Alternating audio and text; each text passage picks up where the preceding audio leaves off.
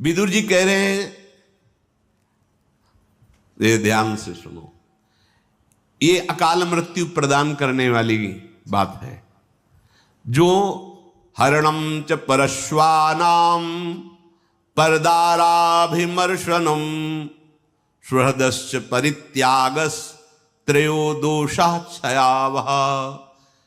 आयु नष्ट हो जाती। मान लो आपकी 80 वर्ष की आयु निश्चित की गई, अब आपने ऐसे आचरण शुरू कर दिए तो आपकी आयु नष्ट होना प्रारंभ हो जाएगी, आप अकाल मृत्यु के शिकार हो जाएंगे। क्या?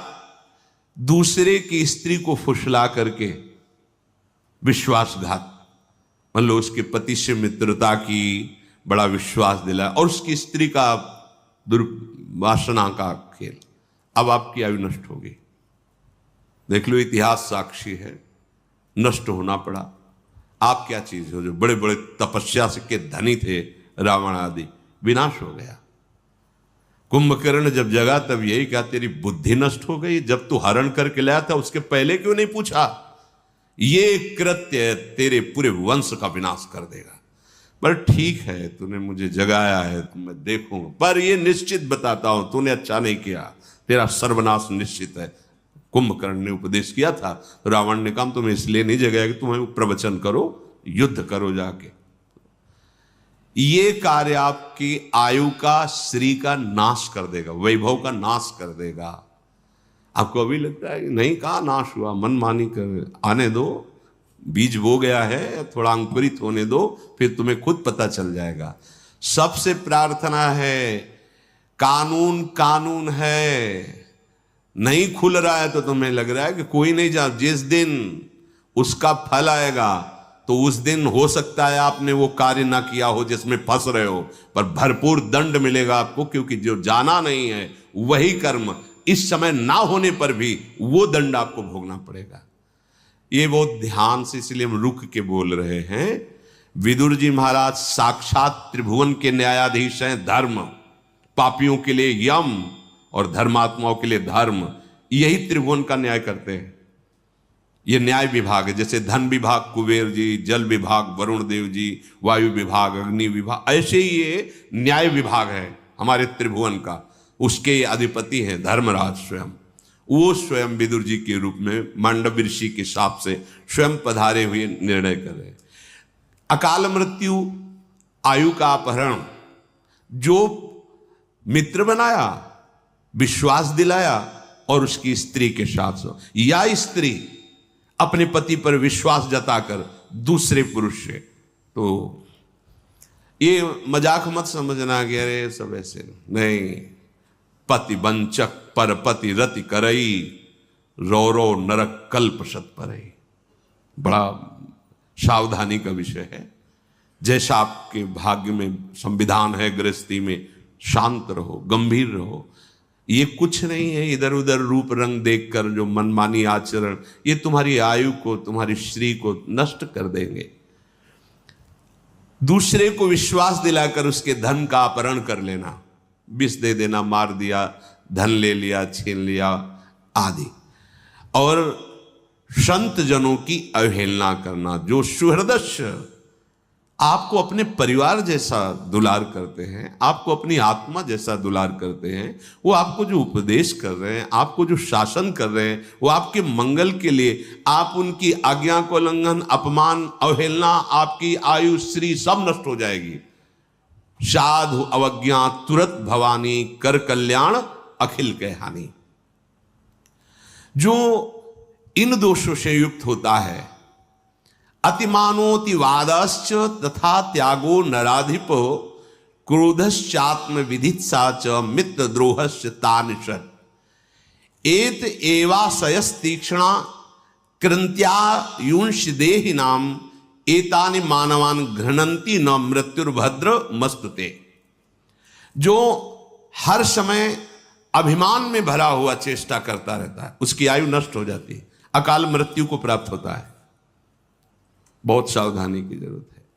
हर समय जो अभिमान में भरा हुआ है और हर समय कटु वचन बोलता हुआ अधिक बोलता ही रहता है, जिसमें विषयों के त्याग का बिल्कुल अभाव है, मतलब घोर विषयी है, और जो क्रोध करके ही व्यवहार करता है, जरा सी बात हुई, जो केवल अपनी जवान अपनी जनेंद्री पेट के पालने में ही चिंतित है, कैसे भोगूं, कैसे पाऊं, चाहे वो मांस खाना पड़े, चाहे वो कुछ भी, कैसा भी। और जो प्रिय शिक्षा देने वाले मित्रों से द्रोह करता है, तीखी तलवार जैसे अंगों को काट देती है, ऐसे ये आचरण उसकी आयु को छीण कर देते हैं और वो मृत्यु को प्राप्त हो जाता है, अकाल मृत्यु को प्राप्त हो जाता है। अत्यंत अभिमान में भरे रहना, बहुत गलत सलत वाणी से बोलते रहना, बिल्कुल विषयों के त्याग का अभाव, अर्थात घोर विषयी, घोर क्रोधी, जो जवान और जनेंद्री, रसेंद्री और जनेंद्री का ही लंपट है, जो उत्तम शिक्षा देने वाले मित्रों से द्रोह करता है, तो जैसे तीखी तलवार अंगों को काट देती है, ऐसे ये आचरण उसकी आयु को नष्ट कर देते हैं, वो अकाल मृत्यु को प्राप्त होता है। जो अपने ऊपर विश्वास जता करके, विश्वस्तस्य येति यो दारान यस्यापि गुरु तल्पगा, उसको मित्र बनाता है, बड़ा विश्वास दिलाता है और फिर उसकी स्त्री के साथ समागम करता है। वहां भी सारे में वर्णन, यहां भी वर्णन। और जो पूजनीय गुरु के समान, जैसे माता है, बहन है, बड़े भाई की पत्नी है, ये सब गुरु के समान पूजनीय है।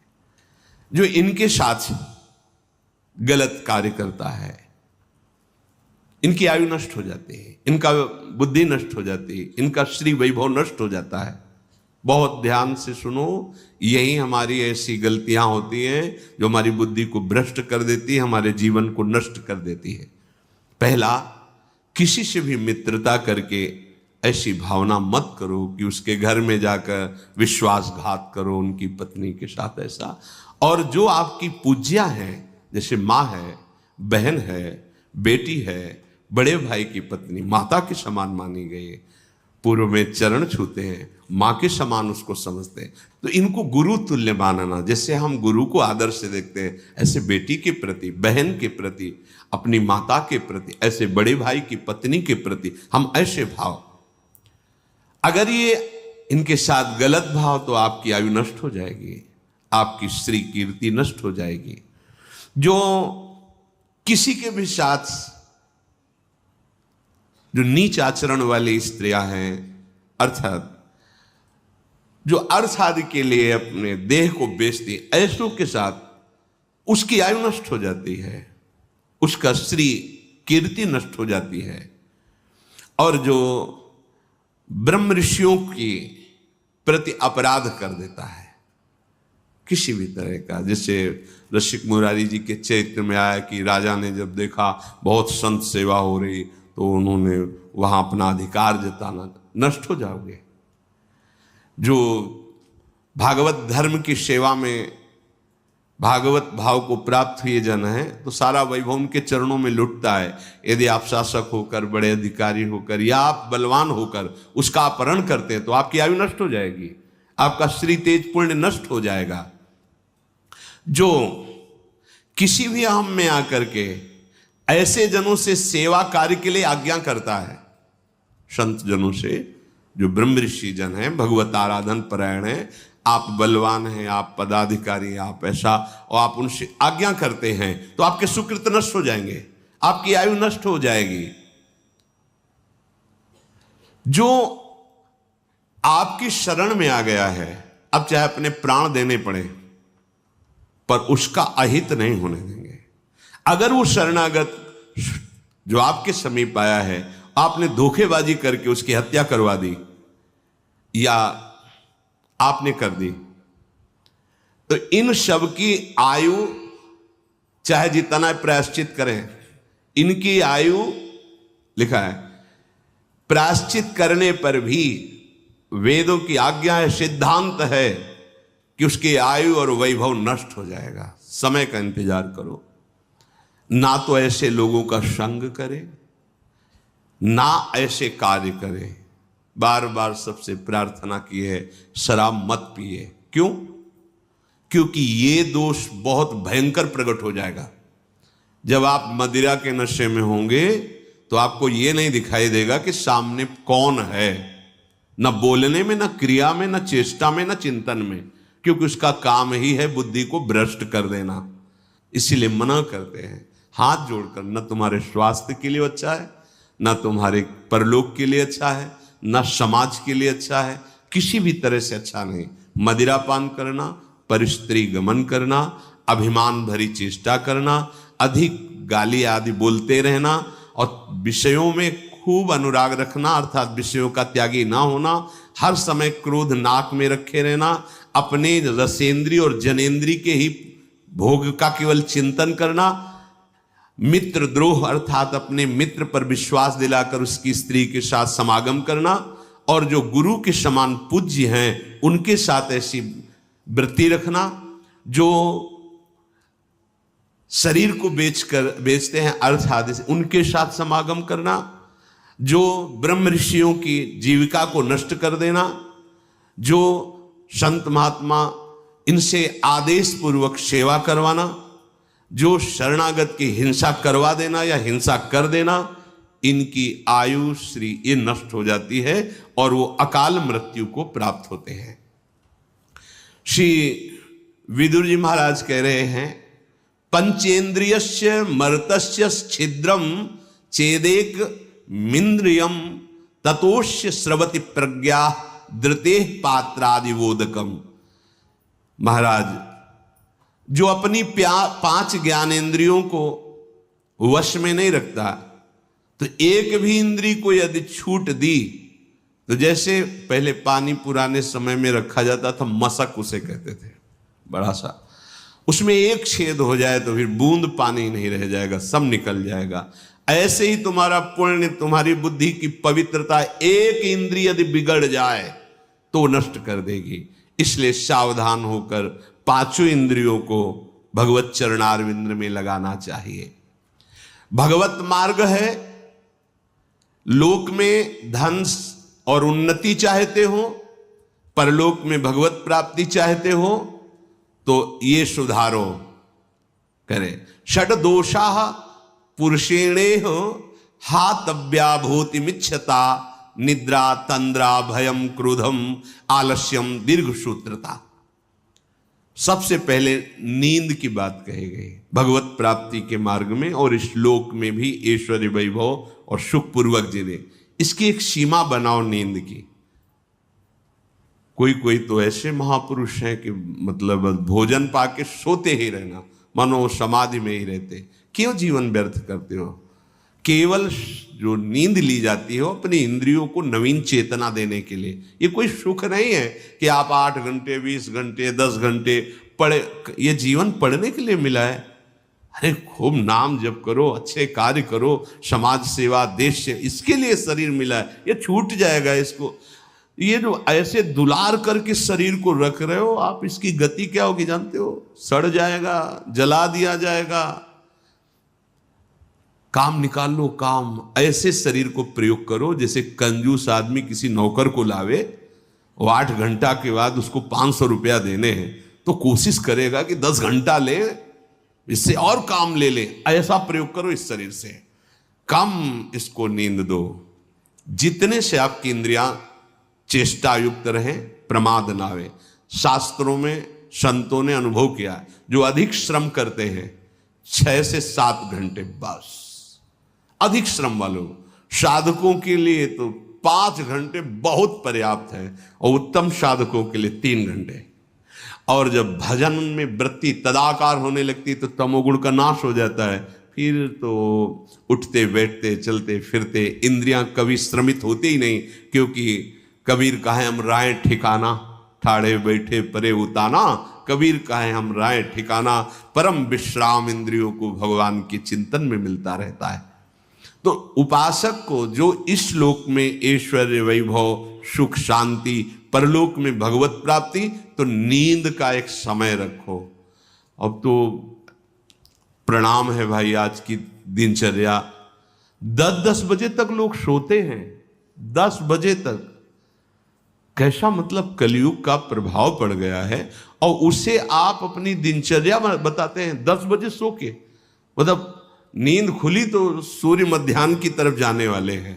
अब उनका दिनचर्या, जब सारी दिनचर्या संपन्न होने का समय होता है मध्याह्न विश्राम का, तब उनकी नींद खुलती है। कैसा स्वभाव बनता चला जा रहा है। अरे प्रातःकालीन बेला पर उठ करके देव आराधन, गुरुजनों का आराधन, भगवत आराधन, फिर पूरे दिन सेवा, फिर समय से शयन कर लिए। सेवा करने वाले जो लौकिक सेवाओं में हैं 7 घंटे, 6 से 7 घंटे बहुत पर्याप्त है, इसके आगे नहीं। भागवतिक सेवाओं में जो है 5 से 6 घंटे, और जो उत्तम साधक है बस 3-4 घंटे, इससे ज्यादा नहीं। अगर इससे ज्यादा तो फिर आप प्रमाद कर रहे हैं। दूसरी बात, तंद्रा, अब बार बार जमुआई ले रहे हैं। अब एक समय सो लिया बस ठीक है, अब ज्यादा ऐसे कब माला छूट गया पता नहीं। हाँ माला चल रहा है, माला छूट रहा है, ऐसी साधना नहीं होती। ठीक से बैठो, पानी पास में रख लो, ऐसी स्थिति आवे चेतना जागृत करो, अभ्यास कर लो। फिर तो अब अगर मनाओ भी ना कि आ जाए नींद फिर वो कहती पहले हमें बहुत तुम परेशान क्यों, हम तुम्हें परेशान करेंगे, अब आएंगे ही नहीं। ना भाई, राधा राधा राधा, इसको एक बार आप कब्जे में करो तो फिर ये नाराज हो जाती है, नींद नहीं आएंगे, पड़े रहो तो अपने को तो अच्छा है, तुम मत आओ राधा राधा राधा राधा राधा। हाँ, तंद्रा, इससे बचो, ये सत्संग में भी आपको परेशान कर देगी, माला जपने में परेशान कर देगी। बिल्कुल बिल्कुल, ये बहुत, चाहे जितना सो, ये बहुत बड़ा दोष है। अगर आप स्वस्थ हैं तो मेरुदंड सीधी रखें, दोष बिल्कुल नहीं होगा। और वैसे झुक के, वैसे मतलब जैसे बूढ़े लोग बैठते हैं, और कुर्सी में, सब स्वस्थ है लेकिन कुर्सी में बैठना है। अरे काहे को बैठे हो कुर्सी में, ये शरीर किस काम का। वृद्ध हो, तुम्हारी टांग टूट गई है, तुम्हें दर्द हो रहा है, वो तो बैठ जाओ। अब नहीं हो तो इतना क्यों खाते हो, इतना बड़ा पेट कर लिए कि आपको कुर्सी में बैठना पड़े। हम जमीन में बैठो, नीचे बैठकर भगवत चर्चा सुनो, स्वस्थ है, भगवत चिंतन में, भजन में कुर्सी की जरूरत। अरे भाई होश में रहो, दैन्य भाव धारण। अगर आपको शरीर अस्वस्थता नहीं है, बोले टांगों में दर्द होता है, क्यों इतना वजन बढ़ा रहे हो, भजन बढ़ाओ। हाँ मतलब मूंग की दाल है, रोटी, घिया की सब्जी, अभी देखो सब गैस खत्म हो जाएगी। जो चीजें पेट को, लीवर को खराब कर रहे हैं वो जमा है, पर ठूस ठूस के खाना है तो चर्बी पेट की चौड़ी होती चली जा रही है। अब ऐसे बैठेंगे तो वजन बढ़े, और वो परेशानी। कुर्सी में, दीवार में, एक दीक्षा ले आए, पहले उनके लिए कुर्सी लगे, क्यों भैया, बोले थोड़ा शरीर भारी, नीचे नहीं बैठना। नहीं, मंत्र लेने आए उनके लिए, पोसा नीचे बैठो, तुम्हारा हाथ पैर टूटा है, बोले नहीं हमका नीचे बैठो, मंत्र ले, नीचे बैठो। शिष्य बनने आए, पहले उनके लिए आसन लगाओ। अब गुरुजी मंत्र दे रहे हो से, हाँ ये शिष्यता है। अरे भैया यार तो बहुत, इसीलिए ये जो तंद्रा है इस पर सावधान रहो। आप ये समझो कि आपको जो समय मिला बड़ा दिव्य है, और ये तंद्रा आपको परेशान कर देगी। बिल्कुल सावधान। ये जो आपकी गांठों में दर्द होता है, आप वायु रोग जो हो गया है, अपच के कारण होता है। आप ऐसे वायु बढ़ाने वाले पदार्थ पाते हैं, आपको उसका ज्ञान है नहीं, तो वायु बढ़ती चली जाती है, चर्बी बढ़ती चली जाती। काहे को इतना परेशान। सीधे सरल भोजन पाओ, सात्विक भाव पाओ, अल्पाहार करो और थोड़ा चलो, व्यायाम करो, तो आप इन दोषों से बच जाएंगे। मानिए बात। अब यहां से ठसाठस भरता चला जा रहा है, समय से जो नित्य क्रिया शौच आदि वो हो नहीं रही है, क्योंकि पानी पर्याप्त नहीं जा रहा, व्यायाम नहीं हो रहा, उचित आहार नहीं जा रहा है, तो अब फिर होगा क्या, फिर यही परेशानी आएंगी। तो भगवत मार्ग क्या, लौकिक सेवाएं भी आपसे नहीं हो पाएंगी।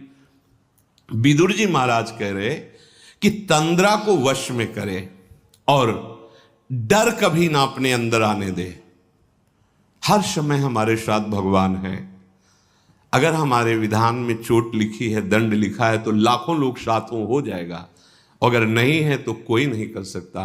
भगवान सर्व सामर्थ्यशाली हमारे साथ है, डर नहीं। निद्रा, तंद्रा, भयम और क्रोध है। क्रोध हमारे तप को, भजन को, पुण्य को नष्ट करता है। इससे किसी का लाभ नहीं, ना सामने वाले का है ना अपना लाभ है। क्रोध थोड़ा बहुत, अरे ऐसा लगता है कि भगवान मतलब यही क्रोध रखा है। क्रोध से किसी को लाभ नहीं मिलता। अगर कोई सोचे कि क्रोध से सुधार होता है तो हमें लगता है क्रोध से सुधार नहीं होता। हाँ, शासन और क्रोध में अंतर है।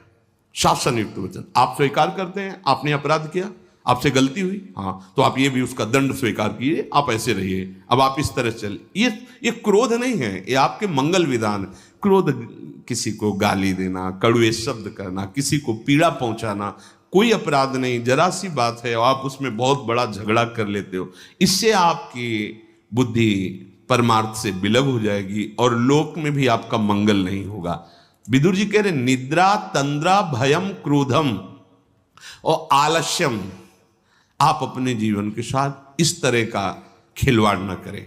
अगर हम समय से सो चुके हैं तो अब नींद के साथ हम लड़ेंगे, हमें आलस्य नहीं करना। मतलब कोई भी नियमावली जो आपके जीवन में मिली है उसमें आप प्रमाद मत कीजिए। आलस्य का तात्पर्य आप प्रमाद से, ऐसे नहीं, उसको अक्षरशः पालन कीजिए।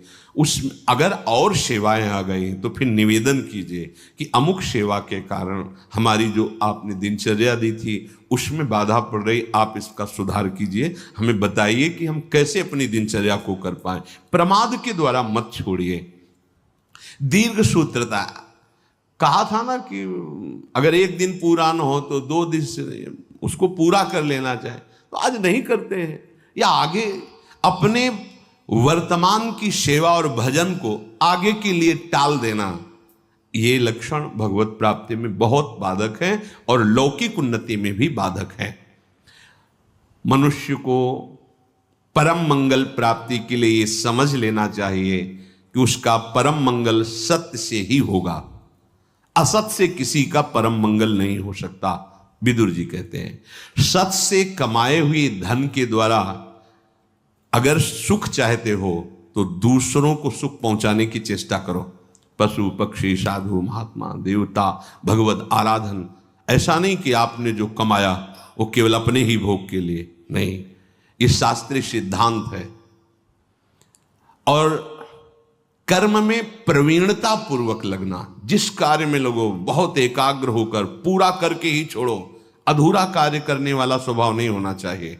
जिस कार्य में लगो, भले सांसारिक कार्य है पर हम अपने प्रभु के लिए कर रहे हैं, तो आप एक अध्यापक हैं, अच्छी पढ़ाई, जितना आपको ज्ञान है वो ऐसा। आप एक डॉक्टर हैं, अच्छी दवा कीजिए, पैसे पर ध्यान मत दीजिए, आपकी जितनी योग्यता है मरीज को सुख पहुंचाइए। जहां जहां जिसको जो सेवा है वो कह रहे हैं कि कर्मण्यता, एकाग्रता पूर्वक, प्रवीणता पूर्वक, किसी अन्य प्रभाव से नहीं, आपका कर्तव्य कर्म है। जैसे अब कोई गरीब आदमी, उसके पास पैसा नहीं है और बड़े रोग से ग्रसित है, और आपके पास खूब पैसा है, आप डॉक्टर हैं, तो आपको चाहिए कि आप उसको पैसे की प्रधानता रख करके निकाल दें, ऐसा ठीक नहीं है।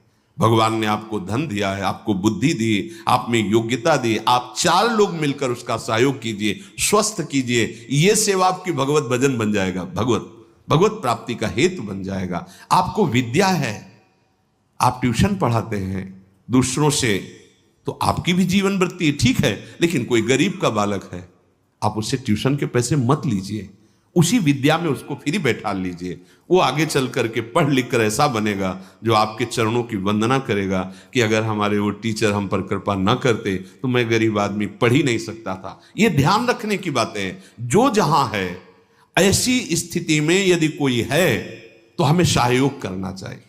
50 विद्यार्थी बैठते हैं जो आपको दक्षिणा देते, भेंट देते हैं, और उसमें 5 विद्यार्थी बैठे हुए जो भेंट नहीं देते हैं, गरीब हैं, तो आपका अलग से कोई थोड़ी पढ़ाना है, उसी में वो पढ़ जाएंगे और आपका भजन बन जाएगा। बस ये बातें हमें समाज में ध्यान रखनी। जहां जिसकी जो सेवा है, उस सेवा को भगवान की सेवा तभी मानी जाएगी जब आप सब में पैसे का ही भाव नहीं रखेंगे, अपने कर्तव्य कर्म पूरा करने की बात रखेंगे। तब अगर पैसे का भाव रखेंगे तो जहां भी हैं वहीं से भ्रष्ट हो जाओगे। कोई भी पद स्थायी नहीं है, कोई भी शरीर स्थायी नहीं है, कोई भी सुख स्थायी नहीं। गर्व मत करो। गर्व करके, अभिमान करके यदि आपने कभी अधर्माचरण किया तो वह अधर्माचरण ही आपके शरीर को, आपके पद को, आपकी व्यवस्था को भंग कर देगा। देख लेना एक दिन, और आपका पद, आपका शरीर, आपकी व्यवस्था किसी गिरे हुए को उठाने के काम में आ गई तो आप उससे ज्यादा चमकने लगोगे, आप उससे प्रकाशित हो जाओगे। ऐसा धर्म स्वरूप विदुर जी का कथन शेष चर्चा आगे। श्री राधा वल्लभ लाल।